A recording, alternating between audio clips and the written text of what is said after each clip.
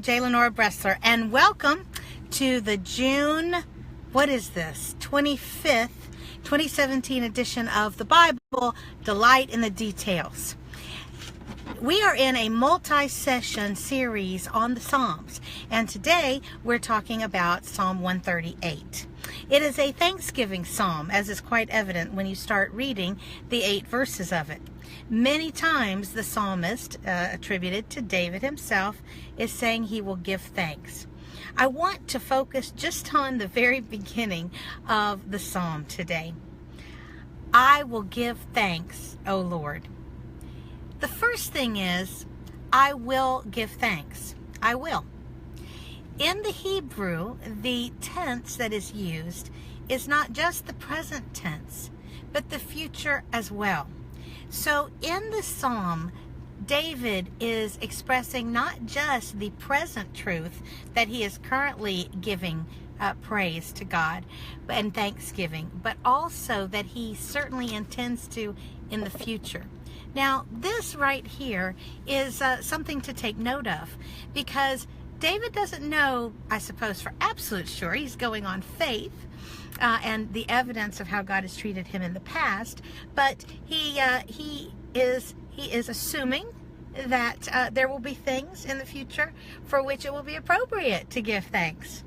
What great confidence that David shows, that he knows that he is committed to an intentional life of thanksgiving, that he feels assured there will be more things in the future for which the appropriate response will be gratitude.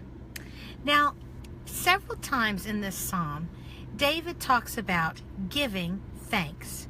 And I was talking to my Sunday school class this morning, and you know, I've always thought about giving thanks as being a verbal thing. You know, you form words and you either speak them or you write them, or maybe you think them in your mind toward God. But it was all about, you know, kind of, I don't know, sort of an easiness about that. Kind of it's not a lot of effort to give praise, and yet God thinks about praise as being an offering. Some of you may know the worship song, I bring the sacrifice of praise into the house of the Lord. Well, bringing the sacrifice of praise, you know, I've sometimes thought, well, somebody's getting off pretty easy if that's all they're having to bring in as a sacrifice. But actually, it's fascinating when you know a little bit about the Hebrew underpinnings of the word to give, as in to give thanks. It really means to cast or to throw. Now that may seem a little odd to you until you think about something.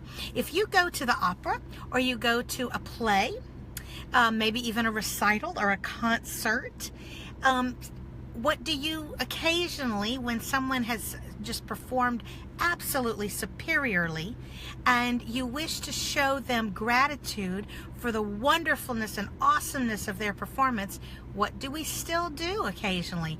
We throw flowers. We throw flowers, usually roses, at the stage. Not just give it to them, but actually cast or throw. That is what it means to give or cast or throw thanks. Yes. You know, in the ancient world, they did this. Think about Palm Sunday. Remember how they were, the people on the road from Jericho to Jerusalem, they were waving the palm branches, but they were also throwing them down in front of Jesus. So we understand this, even if we didn't think we did. What I had my Sunday school class do is I bought 24 beautiful roses, some red, some yellow, so people could choose. And I asked them to take one, and then we went around the room and they told something that they were thankful for, something very unique, something specific to this point in time of their life. Not just in general, I'm grateful for my family or something like that, but something very, very specific.